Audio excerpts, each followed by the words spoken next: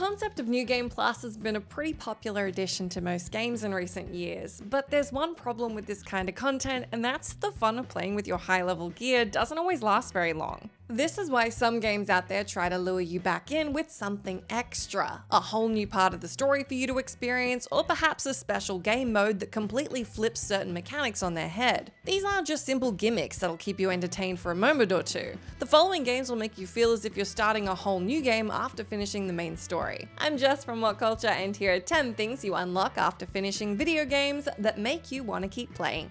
Number 10. Reverse/Rebirth Mode, Kingdom Hearts Chain of Memories. Kingdom Hearts Chain of Memories is a sequel to the original Kingdom Hearts, which sets up the events of Kingdom Hearts 2. The game's story is clearly one of its most important aspects, and the reward you get for finishing Chain of Memories ties into it perfectly. After beating the game for the first time, the player unlocks a special story mode called Reverse/Rebirth Mode. Although it has a pretty eclectic name, just like every other title in Kingdom Hearts, the premise of the unlock is actually quite simple. The mode allows you to play as Riku, Sora's lost friend, and experience the game's storyline all over again from his perspective.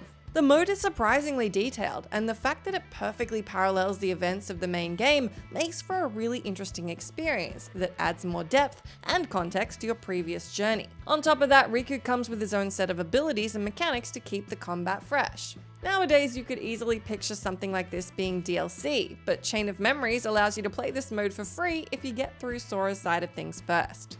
Number 9. Old Game Mode, Medieval, 2019.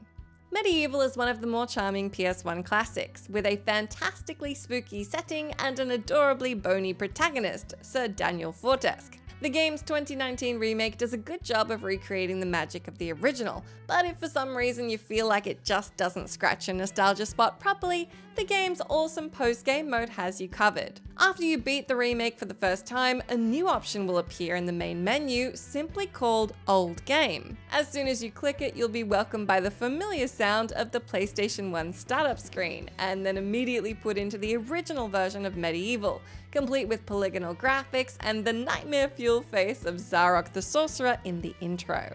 Now you can replay the entire game in the exact way you would have done 2 decades ago. But nostalgia is not your only reward. The mode also gives you the opportunity to compare the old game to the new one. It's a great way to appreciate how far video games have advanced since the early days of the PS1. Number 8. Isolated Isles, Kirby and the Forgotten Land.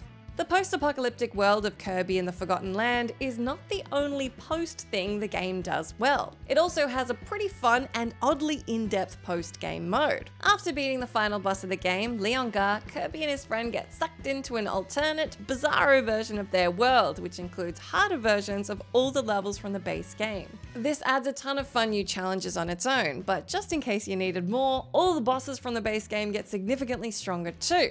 Well, all except Leongar, who's replaced by Morpho Knight, a Dark Souls level boss in terms of both his design and being a pain in the behind. Beating Morpho Knight awards you with his sword, which is one of the strongest power-ups in the game. You're gonna need it as the game is still not done. To fully beat Kirby in the Forgotten Land and get the true ending, yep, that's a thing, you'll have to face off against the true final boss, Fecto Elfilis, the Great One. For a game about a cute pink puffball, this is some really heavy stuff. Number 7. Aztec and Egyptian Maps, GoldenEye 007. The Aztec and Egyptian maps are likely the most memorable parts of GoldenEye, which is funny considering they could only be unlocked after beating the game on its hardest difficulty settings. The 2 secret levels were obtainable after completing all the other missions in the game on the Secret Agent and 00 Agent settings. Unlike the other maps in the game, Aztec and Egyptian didn't shy away from toying with some pretty bonkers concepts. The Egyptian, for example, had you defeat the legendary Baron Samedi while exploring an ancient Egyptian tomb, while the Aztec took place in a secret rocket base built beneath the jungle temple. Aside from the original layouts of the levels, Aztec and Egyptian also delivered some fresh ideas in the challenge department. The levels were clearly more elaborate and more difficult to traverse, which was a great way to keep players hooked for longer. On top of that, completing these missions let you obtain the iconic golden gun, which could only have 1 bullet in its magazine at a time, but can kill any enemy in the game. The gun was a great way to celebrate your accomplishments and really show off mastering GoldenEye 007. Number 6. Additional Endings, Nier Automata. Nier Automata is well known for its myriad of endings, some of which are meant to be treated as jokes, and some of which are actually really crucial to the game's story. The most important endings can only be unlocked after completing the game several times, but the thing is, they're not the only thing you get for completion. Each time you finish Nier, certain aspects of its story and gameplay are changed. For example, after beating the game for the first time as 2B, you'll be able to start your next run as her sidekick 9S and reach a different ending. The same happens with A2's character, unlocking the final actual ending, with each android coming with their own set of skills and abilities. This unique approach to New Game Plus and video game storytelling overall is a brilliant strategy for keeping the player glued to the screen. It allows you to start the game over and over with a fresh perspective, while contributing a sense of mystique and excitement to Nier Automata's full and complex narrative. Number 5. Mushroom Kingdom and the Dark Side of the Moon, Super Mario Odyssey. Most modern Mario games have some kind of post-game bonus. Typically, the reward is a new world with bonus stages that tend to be more difficult than what appeared in the regular game. Super Mario Odyssey takes a similar approach, except it's arguably done with way more charm. After you beat the final stage, you unlock 3 more worlds: the Dark Side of the Moon, the Darker Side of the Moon, and a take on the Mushroom Kingdom from Super Mario 64. Each stage contains its fair share of challenges, additional moons, which turn into stars for the Mushroom Kingdom stage, and plenty of new places to explore. Those looking for something more challenging can visit the Darker Side zone, and those who prefer the exploration aspects of the game can go to Peach's Castle, which is filled with little secrets, including a room with the original Nintendo 64 graphics. Contributing to seeing everything Odyssey has to offer, these post-game levels will easily make you sink another few hours into the game at least. Number 4. The Kanto region, Pokemon Soul Silver and Heart Gold. Similar to Mario games, most Pokemon titles include post-game bonuses. The most common reward is a special location where the player can have Pokemon battles with tougher enemies and/or find legendary Pokemon. Pokemon Gold and Silver decided to be a little more ambitious. After defeating the Elite Four, the player was granted access to the Kanto region from Red and Blue. Yes, the original map of the iconic Kanto was accessible to the player after beating the game. They could venture out into it and have some fights with trainers and visit some of its more recognizable locations. Now, the region wasn't too detailed, it was missing several parts of the original map, but this was fixed with the release of the remakes of the games, Pokemon Heart Gold and Soul Silver. The games recreated the Kanto region in its entirety that time around, filling it with tons of stuff to explore, trainers to battle, and plenty of references to the old Red and Blue games. The Kanto in Heart Gold and Soul Silver wasn't just a great trip down memory lane, it was like being handed a full game straight after finishing one. Number 3. Overtime and Infinity Mode, Dead Rising. The original Dead Rising game was a really tight race against time. The game wanted you to solve the mystery behind the zombie outbreak, rescue survivors, and defeat crazy bosses in just 3 days, all while fending off hordes of zombies with makeshift weapons. This is probably why being rewarded with Overtime mode after hitting credits was such a big deal. Overtime mode, as its name suggests, was a special secret toggle that added 1 more day to the game's story. It not only let you spend more time exploring the Willamette Mall, but it served as a full expansion of the game's story. Frank West now had to fight with the special forces sent to the town to kill all the zombies and remaining survivors, and then have one last standoff atop a tank surrounded by the horde of the undead.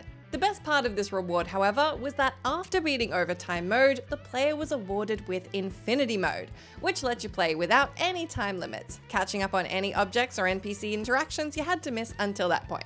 Number 2. Play as Ada Wong, Resident Evil 4. As fun as it is to put bullets in infected villagers' heads as Leon, the mysterious Ada Wong being playable in Resi 4's new engine was something that went down in gaming history. Beating this masterpiece unlocks 2 different minigames where you play as the morally ambiguous mercenary. The first is Assignment Ada, following Ada on a non-canonical mission to retrieve samples of Plaga for Albert Wesker. It was relatively short and didn't really change up the game's mechanics, but it was still a fun reward for completing the main story. The second minigame, on the other hand, titled Separate Ways, was a real treat for those wanting to experience something fresh and new. Not only did it tie into the main story of the game, showing it from Ada's perspective, it also featured new guns and a special hookshot that allowed Ada to reach places that you couldn't access as Leon. The second minigame is a must-play for all fans of Ada Wong. Yes, Leon Kennedy included. Number 1. New Game Plus and Secret Endings, Chrono Trigger.